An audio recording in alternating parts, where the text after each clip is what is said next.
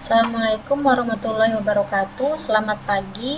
Perkenalkan, nama saya Cindy, NPM 1957051002, kelas B S1 Ilmu Komputer.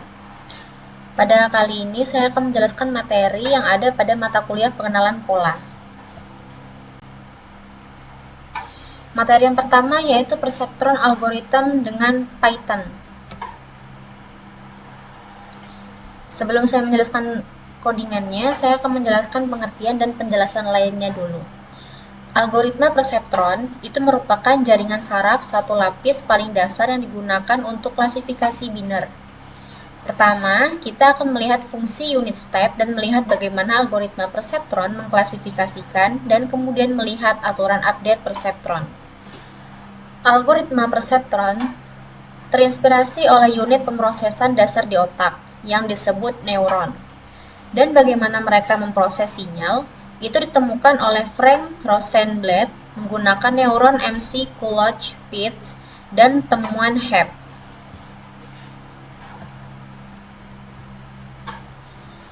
Algoritma perseptron bukanlah sesuatu yang banyak digunakan dalam praktik. Hal ini dipelajari sebagian besar karena alasan historis dan juga karena ini adalah jaringan saraf satu lapis yang paling dasar dan sederhana. Algoritma ini terkenal pada tahun 1958 yang dibuat oleh Frank Rosenblatt adalah tanda awal di neural networks dan akibatnya deep learning dan memahami cara kerjanya, yaitu matematika di baliknya. Sangat penting untuk melangkah lebih jauh ke model IA yang lebih kompleks, khususnya di neural networks. Nah, gambarannya ada di sebelah kiri tentang neural.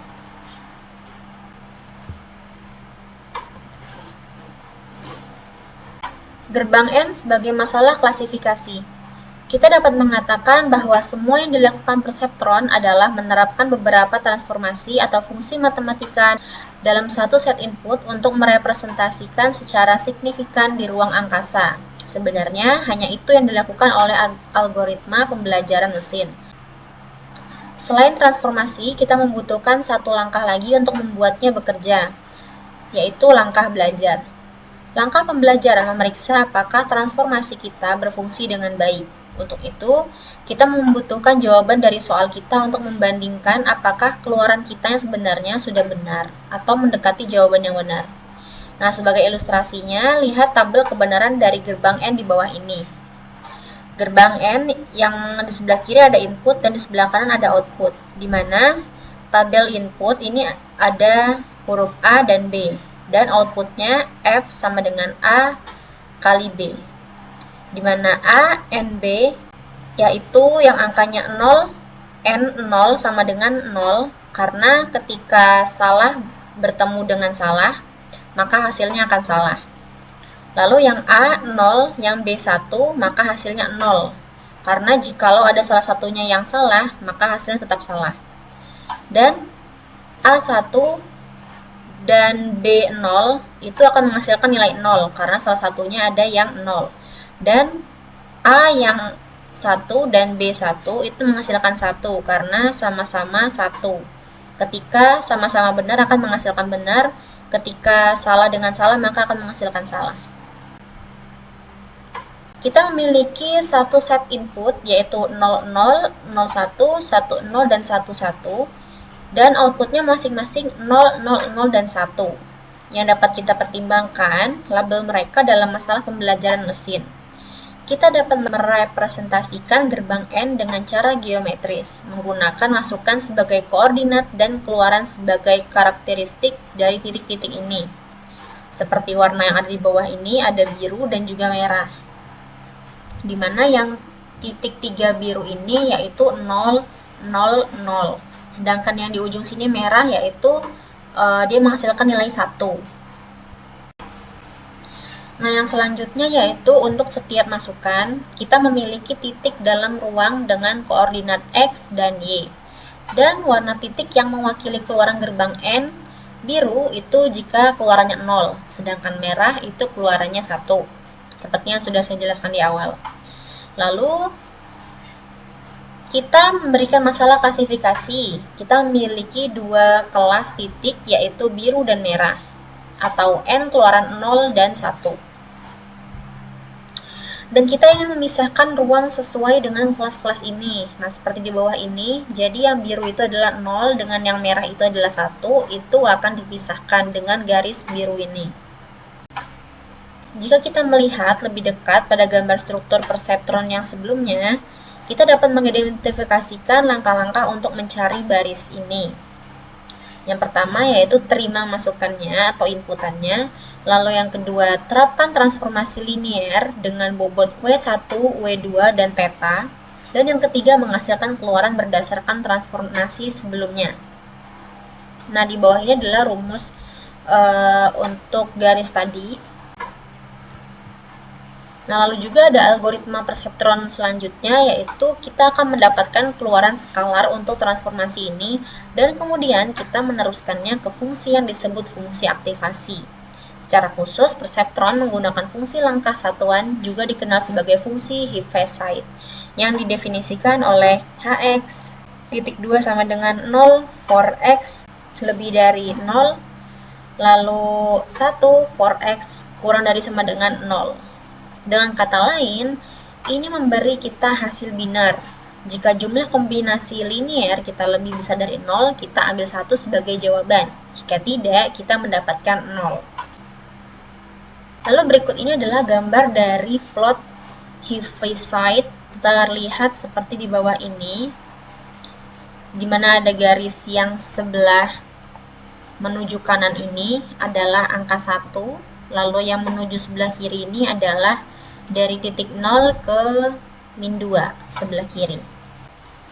Nah, representasi grafik dari fungsi langkah satuan di sini H itu kurang dari sama dengan F, X kurang dari sama dengan T dari persamaan pada gambar di atas. Nah, itu bertindak sebagai filter bagi kami. Jadi, dengan perseptron, kami memiliki mekanisme untuk menerima input dari gerbang N dan mengembalikan label. Setelah melakukan transformasi linear dan menerapkan fungsi langkah unit, kita hanya perlu membandingkan dengan jawaban aktual dari gerbang N dan memeriksa apakah transformasi yang kita terapkan dengan benar memberi kita output yang sesuai, atau dengan kata lain, memisahkan ruang dengan benar. Nah, berikut ini saya akan menjelaskan implementasi dari perseptron algorithm dengan aplikasi Python. Di sini saya menggunakan Google Colab. Di sini codingannya sudah saya implementasikan. Jadi di sini yang atas ini adalah library untuk memulai codingannya. Di sini memakai import numpy snp. Lalu di sini untuk menentukan nilai inputan, di mana variabelnya adalah input features. Input features ini ada berupa array, di mana array-nya 00, 01, 10, dan 11. Lalu hasil targetnya ini kita menggunakan variabel target output, di mana array-nya 0111. Dan target outputnya di sini adalah 4.1. Lalu untuk penentuan bobotnya, di sini beratnya itu ada array 01 dan 02. Dan lalu juga di sini saya akan menambahkan nilai bias dan menetapkan kecepatan pembelajaran. Ini variabel bias sama dengan 0.3 dan variabel LR sama dengan 0.05. Untuk menerapkan fungsi sigmoid, di sini saya akan menggunakan def sigmoid x, di mana nanti return-nya yaitu 1/1 plus npxp min x. Lalu di sini ada turunan dari fungsi sigmoidnya yang di atas ini. Lalu juga di bawahnya sini ada masukan dari logika utama untuk memprediksi keluaran dan memperbarui nilai bobotnya, nilai dari berat yang di atas ini tadi. Di sini perulangannya yaitu for epoch in range. Di sini range-nya adalah 10.000. Lalu inputnya ini kita gantikan sama dengan input features di atas tadi. Lalu in O yang berisikan np dot yang di dalamnya ada input, bobot, dan juga bias. Lalu untuk out O-nya ada sigmoid dari in O ini. dan errornya yaitu berupa out_o dan juga target output yang di atas tadi.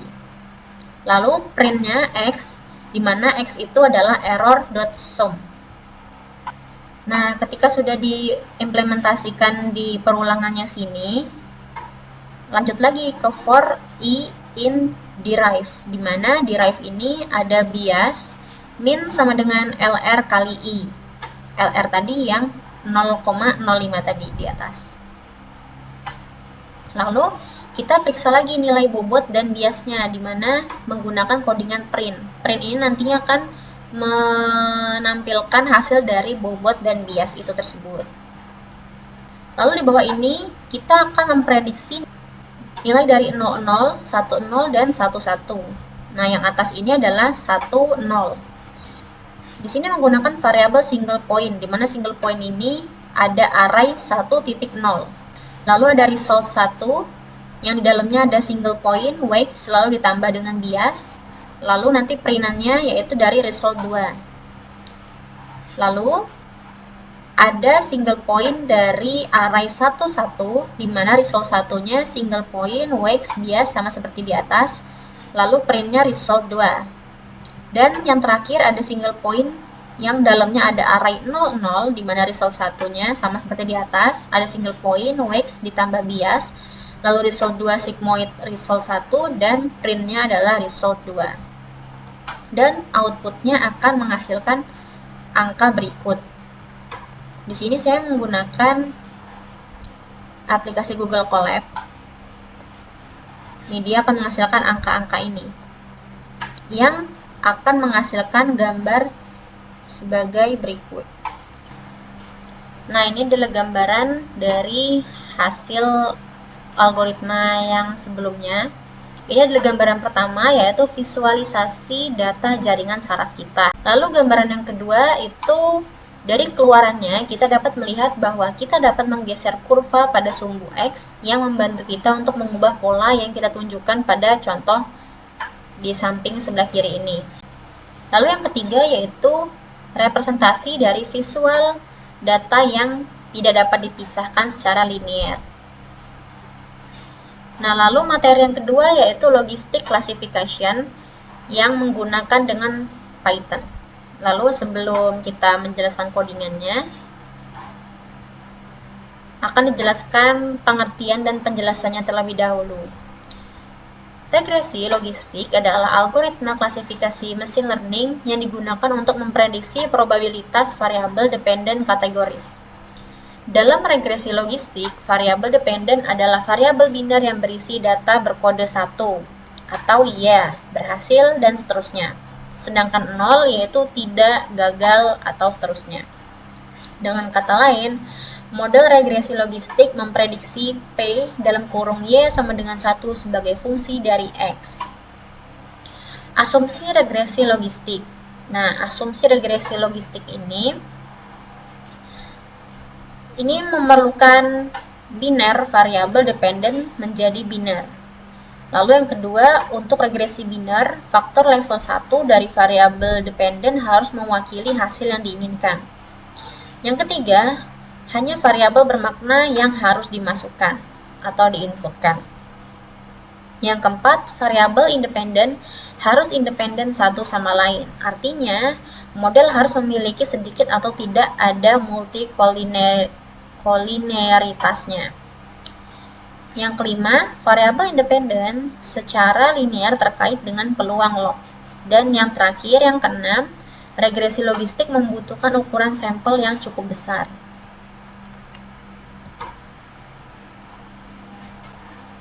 Penjelasan lainnya dari logistic regression ialah pengklasifikasian merupakan salah satu metode untuk mengelompokkan atau mengklasifikasikan suatu data yang disusun secara sistematis.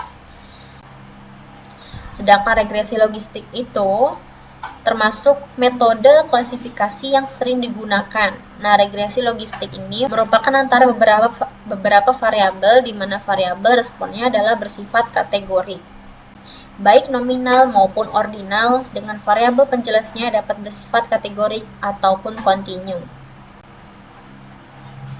Berikut ini saya akan menjelaskan implementasi dari logistic classification atau regression dengan aplikasi Python. Ini adalah library-nya untuk memulai codingannya. Dimana di sini importnya ada 3. Importnya yaitu yang pertama ada matplotlib pyplot. Di sini untuk bisa mendeteksi library file yang akan dimasukkan, yaitu filenya nanti ada file CSV. Lalu juga ada import numpy snp, ini untuk nanti codingan di bawahnya berjalan dengan lancar pada aplikasi Python. Dan lalu juga ada import pandas. Import pandas ini nantinya akan mendukung codingan yang berkode PD di bawah nanti. Lalu ada from sclearn ini nanti yang ini akan mempelajari codingan algoritma di bawahnya. Nah, lalu langsung saja di sini ada data frame, di mana data frame ini adalah variabelnya. Variabel data frame di dalamnya ini akan membaca file CSV, di mana file CSV tersebut bernama iris. Iris CSV ini nanti akan menampilkan data-data di dalamnya. Lalu di sini di print lagi, dicetak dengan data frame hit 5. Jadi nanti dia akan menampilkan data 5, di mana data 5 ini dia akan menampilkan dari yang data 0, 1, 2, 3 hingga 4. Bisa kita lihat outputnya di sini ada ID, ada sepal length cm, sepal width cm, petal length cm, dan petal width cm. Di mana spesiesnya ini sama, yaitu iris setosa.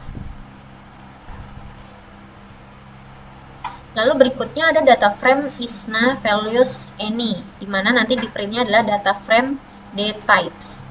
Nah, ini data frame ini dia akan mengeluarkan variabel-variabel apa saja yang digunakan untuk menampilkan tipe-tipenya juga. Nah, di sini ada yang sudah disebutkan tadi, ada ID, ada sepal length, sepal width, petal length, petal width, species, dan data type. Di mana ini adalah tipe-tipenya. Ada integer 64, float 64, dan juga objeknya itu dari spesies. Lalu berikutnya ada data frame ilog, di mana data frame ini dia dari variabel x maupun y. Yang dari variabel x ini dia arraynya -1, sedangkan y -1 saja. Kalau x ini ada titiknya ini, jadi dia akan kayak menentukan dari titik 0. Lalu juga ada plt x label, yaitu features, lalu y untuk spesies. Nah, di sini ada 4 macam bagian yang sudah dipecah tadinya dari di atas ini tadi. Dari data frame ini tadi, di mana data frame ini tadi itu ada 4 macam kan. Ada sepal length, sepal width, petal length, petal width. Di mana di sini juga warna beda-beda, dibeda-bedakan agar tidak tertukar datanya. Ada blue ini pada sepal length, lalu green sepal width, red petal length, dan black petal width, seperti output gambar di bawah ini. Di bagian sini adalah features-nya, lalu di sini adalah iris setosa. Nah, iris setosa ini yang sudah kita outputkan di sini tadi. Ini iris setosa di data spesies. Lalu juga di sini ada iris versi color. Lalu yang terakhir yang di atas ini adalah iris virginica, yaitu datanya dia agak menjorok sebelah kanan. Ini data yang bawah ini adalah features, dan data yang sebelah kiri ini adalah spesies. Nah, di mana gambaran yang tadi itu adalah termasuk logistic regression, yang seperti di sini, yang sudah saya jelaskan tadi ya. Jadi dia ada yang di sebelah kanan, di sebelah pojok kiri bawah, lalu juga ada yang di pojok kanan atas. Ini adalah yang sudah saya jelaskan tadi, perbedaan-perbedaan warnanya pada gambar di codingan Python-nya. Nah, di mana ini adalah hasil outputnya dari yang sudah saya jelaskan pada gambar sebelumnya, pada gambar yang ada di codingan Python-nya. Ini adalah sumber materi yang sudah saya dapatkan dari yang sudah saya jelaskan sebelumnya. Dan Mungkin ini saja yang bisa saya sampaikan. Sekian, saya ucapkan terima kasih. Assalamualaikum warahmatullahi wabarakatuh.